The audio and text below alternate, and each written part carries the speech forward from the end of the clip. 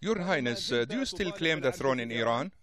Well, first and foremost, I want to see sovereignty return to the hands of the Iranian people, who ever since this revolution have lost their opportunity to decide for themselves under a system that does not respect their right to vote freely. And as such, there's no way one can measure what the will of the people is, and therefore my first objective is to bring a scenario of a secular democratic system under which the sovereignty of the people would be guaranteed. And it is up to the Iranian people to decide what they would like to have as a system in the future. I'm primarily dedicated to the cause of democracy and human rights in my country. Am I right to assume that you are no longer claiming the throne of Iran? It's not a matter of demanding or not demanding. Historically, everybody knows that I'm the heir to the throne, having been the first born of my father, who was king before. And, but that doesn't mean that at this point the issue for me is to debate the form of regime. My idea is to focus on the content of the future regime that has to be democratic in a parliamentary system with a clear separation of religion from government. Whether the final form will be in the shape of a parliamentary monarchy or a republic, as I said, will be something that will be subject to debate within a constitutional assembly that will decide ultimately, beyond the content, the final form of the regime. That I leave to my compatriots. But I'm ready to serve them in that capacity if they so desire. In which capacity you call for the prosecution of the supreme leader of Iranian revolution, Ali Khamenei, at the International Criminal Court for crimes and suppression of Iranian people? Well, I believe that Ali Khamenei is the ultimate and sole person responsible for everything that has been happening in our country, as he alone controls just about every aspect of governance and control in our homeland. As such, all the crimes that has been perpetrated against my compatriots in terms of violation of their most basic human rights is ultimately his responsibility. And as such, I believe that there is grounds to put the case in front of the International Criminal Court on the basis that it has had precedence. For instance, in the case of the former president of the Ivory Coast. Since Iran has not ratified the Rome Statute, we cannot directly go to the ICC, and we have to refer the case to the Security Council of the United Nations, who could then pass on this dossier to the ICC for pursuance. The issue is extremely important for my compatriots, and as a matter of fact, as a result of my initiative, I had had tremendous amount of feedback from the country, from many Iranians, including many members of this very regime in various apparatuses of governance, from coercive forces such as revolutionary guards, as well as the civilian bureaucracy. You say that the case needs to be referred to the UN Security Council, but as an individual, you can't do that. Is there any country which is prepared to adopt your case? No, I know that I cannot do it as an individual. No Iranian as an individual can. But we can refer the case based on a volume of facts, of documents that attest to the fact that there has been systematic violation of human rights in Iran for many, many years on a variety of subjects. And as such, there is grounds to bring this to the attention of the Security Council, who could, of course, pass on, as I explained earlier, this situation to the International Criminal Court, if there is indeed appropriate documentation for it. I have spoken, of course, to many experts in the field, including legal advisors to many foreign governments, who believe that there is more than enough evidence that has been submitted in the package that was attached to my letter that passed on this dossier to the Security Council to have merit and grounds for this dossier to be given to the International Criminal Court. To which countries those experts and advisors belong? Well, some countries that have actual membership in the Security Council, including a couple of the permanent members of the Security Council. وماذا كان رد فعلهم؟ Well, the reaction, I've received some letters in response of acquiescing the receipt of this dossier. As to how to follow up on the case, it resides now within the hands of the Security Council. to whose members this letter, accompanied by the documentation, was sent to all the representatives of these countries, their ambassadors at the United Nations, as well as the heads of governments of all members of the Security Council at this time. As of the last, if you will, membership that changed, if I'm not mistaken, as of last January. By signaling out Khamenei, it appears as if you are absolving other members of the current regime, such as Ahmadinejad, of responsibility. Is that right? Well, as I said, when you're aiming at a system and at the very top of this pyramid lands somebody who is practically omnipotent, he may have his tools to operate, including many members of his system. But at the end, I hold him ultimately accountable for everything under him. That does not exonerate others that are in cahoots with him, but ultimately he's the ultimate man in charge.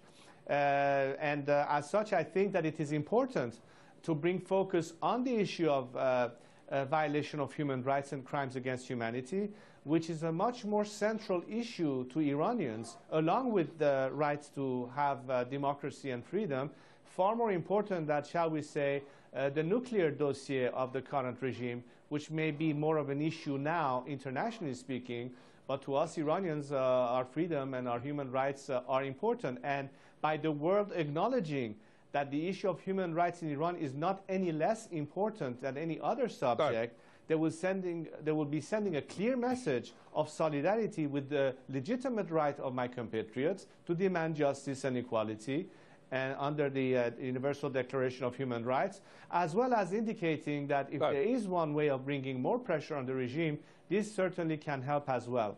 And finally, I would like to add that, yes, it is important for many people who have been somehow stuck within this regime, and yes, they might have carried many orders by this regime, but if one day we want to resolve the issue and bring an end to this cycle of violence, not only by creating a democratic alternative, but going through a process of national reconciliation and amnesty, we cannot forever hold everybody accountable. And that may be a way to help the loosening of the system and the defections from this regime to people who need to have a guarantee of survival beyond this regime, even though at this point they are stuck in this regime. Your comments on the actions and practices of the current Iranian regime leads one to say, didn't your father's regime commit similar acts like the oppression of the opposition at the hands of the Shabak? Well, I have been myself critical of those aspects that were not justifiable and cannot be condoned under the previous regime. However, I would suggest that there is no comparison between what existed before as to what is going on today. At the time, let me be very clear, the only objection that the opponent of the previous regime had was on the issue of lack of political freedom and participation, whereas every other opportunities and freedoms did exist for Iranians. But today, the most basic rights, not just political, but even their more basic social rights has been violated. The status of women, religious minorities, ethnic communities, I can go on and on. There's no basis for comparison. However, that doesn't mean that criticism should not be due when it is, and I have been very vocal about that on the record, and I believe that the future that I am seeking for the sake of future generation is one where we learn from history, correct the mistakes, avoid any kind of concentration of authority or abuse of it under a system of justice and law. You say that people of Iran are facing a regime which commits atrocities. This requires the intervention of the free world. Not at all. I think Iraq was a big mistake if you ask me. But the point is, I have seldom seen movements of civil disobedience that avoid violence to bring down authoritarian regime without some degree of international support. We have seen that in many cases in Eastern Europe at the time of the collapse of the Soviet Union. I think today the Iranian people have very clearly indicated their overwhelming rejection of this system. However, they are defenseless, and they are not trying to fight this fight through means of violence, but through civil disobedience. Right. Now, if the world wants to see real change, they cannot only depend on external means of pressure, such as, for instance, economic sanctions. At some point, if diplomacy has failed to produce results, and we have to avoid war as right. much as possible, there's only one solution left, and that is to bring pressure from within against this regime, and that means helping the Iranian people against this regime. That doesn't mean foreign intervention, that doesn't mean invasion, that simply means support. It appears as if you are calling for an intervention similar to that in Iraq, right? Well, look at what the people in Iran were saying 2 years ago at the outset of the fiasco of this election scandal that occurred, giving rise to the Green Movement. What were the people on the street asking? What did they verbally say in their slogans, asking the world to support? They were calling upon the American president, Mr. Obama, are you with us or with them? That is a request for intervention, for support, for acquiescence. I think the message was loud and clear on the streets of Iran. I'm just merely repeating what the expectation of my compatriot is today, from the outside, particularly the free world and the strong, greatest democracy out there. While talking about foreign intervention, you say that Obama is not in a mood for such an intervention, correct? What I'm saying was that an opportunity was wasted 2 years ago, where the policy of this government, the US government, was to focus primarily on engaging and trying to have a negotiation with this regime that time and again has been using this as a means to buy time, only to proceed with its own ultimate intentions. Meanwhile, the world, as a lack of transparency, is stuck between failed diplomacy and the prospect of potential military strikes against my country. And in between all this, I'm the one, along with many of my compatriots, suggesting that the solution is not war, the solution is not to attack Iran, the solution is to help the Iranian people to bring about change, and as such, under a different system, the whole world can breathe easier, including our neighbors in the Persian Gulf area and everybody else, because this regime has proven to be antagonistic to stability, to peace, and is committed to spread radicalism and terrorism, as opposed to bring stability and peaceful coexistence. In an interview with Channel 10 of Israeli TV, you called on Israel to abstain from attacking Iran and to help Iranian people, instead of that, to topple the current regime. Did you say that? Yes, I would do anything in my power to prevent a military conflict with my country. I'm most concerned about the consequences to my compatriots. It will certainly not be effective in terms of putting an end to the Iranian nuclear program. It may at best delay it a little bit. And at the end of the day, the whole world might come to the conclusion that this regime has to disappear completely. The only difference will be that in the meantime, you have had a war. You open a wound that has never existed between my country and Israel and the Jewish people since the time of Cyrus the Great. And it will force elements that could be on our side to a position of defense. War is not the best solution. It certainly is not my solution, but there has to be an alternative. And the alternative, again, I repeat, is to help the Iranian people overcome this regime at their own hands. It's the least costly and most legitimate way to bring about a real final solution. طيب سمو الأمير، هل تشعر بأن الشعب الإيراني Do you think that the Iranian people would react positively to your call to Israel to help topple the regime? But I ask you, if you're an Iranian sitting in Iran, would you rather have a country that could help you get rid of this regime, which is the root cause for the problem, or on top of injury, adding insult by bombing you? I think the answer is clear. Now, understand one thing. Iranians are proud of their history and culture. When Cyrus the Great, who is the first leader of our world to bring about human rights in his declaration, when he freed the Jewish slave by conquering Babylon and helped them rebuild their temples, we today, as the children of Cyrus the Great and Queen Esther, now are in our hour of need. And we ask simply, the Israeli people, that, you know, perhaps your existence is owed a great deal to Persians back then. Is your answer to us today bombing us or helping us? I think that's a very obvious question that people inside Iran would be asking themselves and their expectation. Besides, if you follow to the extent that today the internet provides us with so many other means of measurements, you can imagine that there's a strong undercurrent on the one hand, between the Israeli people and their counterparts in the Iranian side, the Iranian people, sending each other messages of peace and brotherhood, as opposed to the rhetoric of warmongering and military conflict. مسعود رجوي of Mujahidi Khalq was considered a good man when he challenged the regime, but turned into an evil when he gained the support of Saddam. Is it fine to seek Israel's support, but not the support of Saddam or the Arabs? I don't see the point of your question. First of all, at the time that I was in Egypt, when Saddam attacked Iran, I sent a telegram to the chief of staff of the Iranian Air Force from Cairo, asking him to allow me to return to my country, even though Khomeini was there and the revolutionary regime had taken over, to fight against the aggressor as a pilot in the Iranian Air Force. My choice was not to seek the support of a country that had attacked me. The other groups may have decided otherwise. And I leave that to the Iranian people to decide who is a patriot and who acts against them. سمو الأمير that's for history to decide.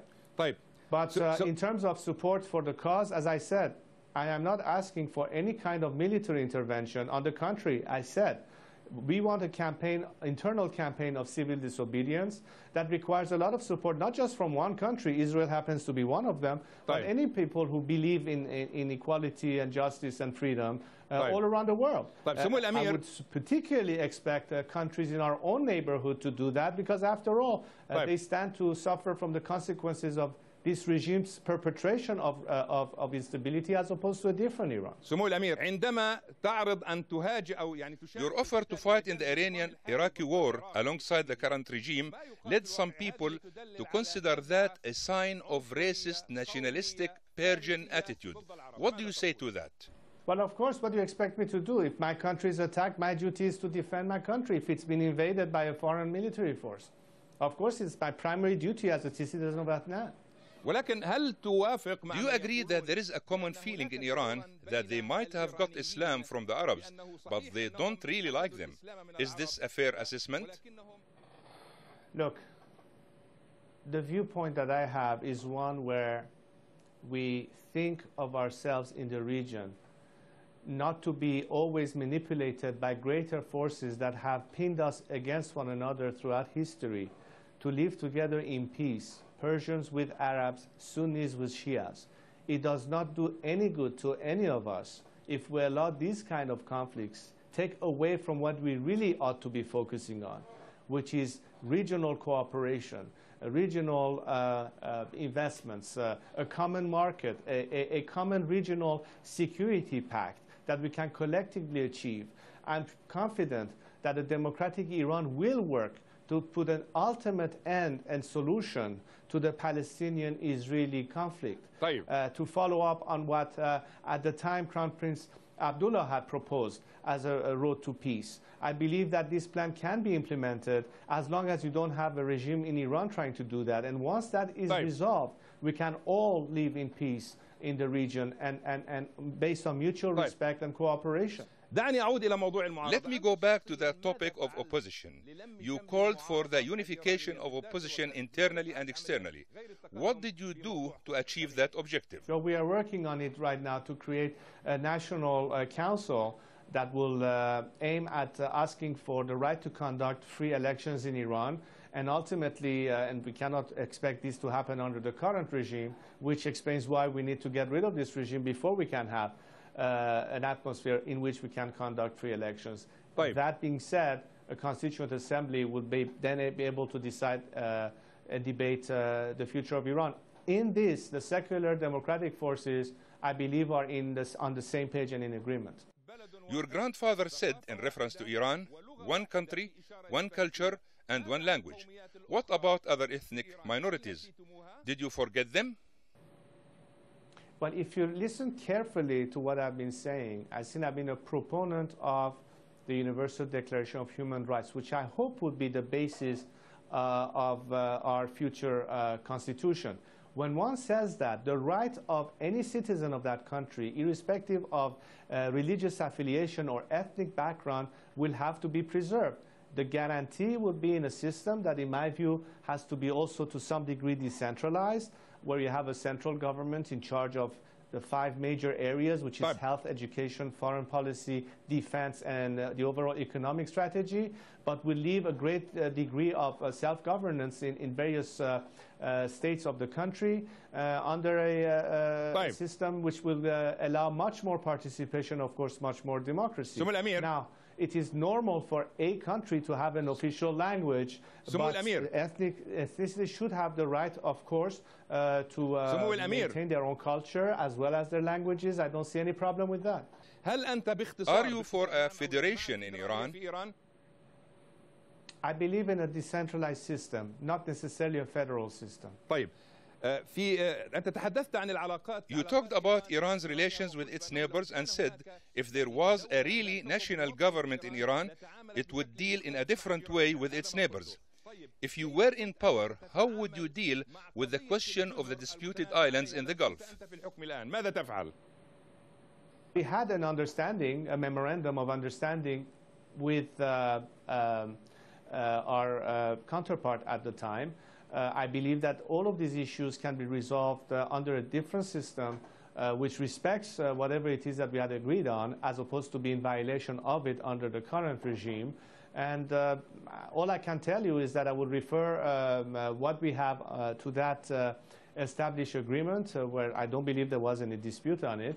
And anyway, a responsible democratic regime in the future will be able to deal in a very different way with our neighbors on the basis of mutual respect and cooperation, as opposed to what you have now, which is pretty much antagonistic with some aims of its own, which I'm sure is not secret to those of us listening to me right now in the region. سمو الأمير باختصار سمو الأمير that would be that of a true national government in Iran. طيب سمو الأمير باختصار مرة أخرى. You talked about good relations in connection with the issue of islands.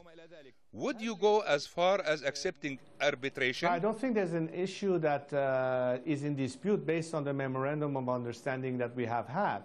If there's been a violation of what was understood in that memorandum by the current regime, of course, there will be something that we will not tolerate by abiding to our side of the bargain.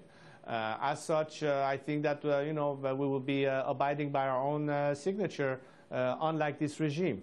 However, it is not my decision to tell you tomorrow what will be the policy of the future government. That is a question that ultimately you'll have to ask the people who will be at the time in charge of our government. But I can tell you as a matter of principle that I believe it goes without saying that a truly responsible government in Iran will be first and foremost one that will observe not only international law, but also be committed to what they have put their signature to, unlike this regime. أخيرا سمو الأمير يقال بأنك خرجتم. It was reported that you and your family left Iran with a large fortune. What do you say to that? No, it's absolutely false. You have to understand that those who accused my family, particularly my father, of it, had an intention. They wanted to provide some character assassination in order to gain power, and we know them as they are now. Now, a simple question is, in 33 years, there has not been a single shred of evidence proposed by this regime, who had lost every case that is brought against my family about these alleged statements in the past 30 years, nor has there been a single Iranian who has ever brought any claim of impropriety against the family. Only the regime and its rhetoric has been accusing my family of that, and I think the record will be clear once the people will have access to all the facts, unlike all the distorted lies that has been said about us. Finally, the Iranian government brought a suit case against you in Switzerland. Is that correct? Yes, and they lost every case because they had no evidence whatsoever to back up their claims.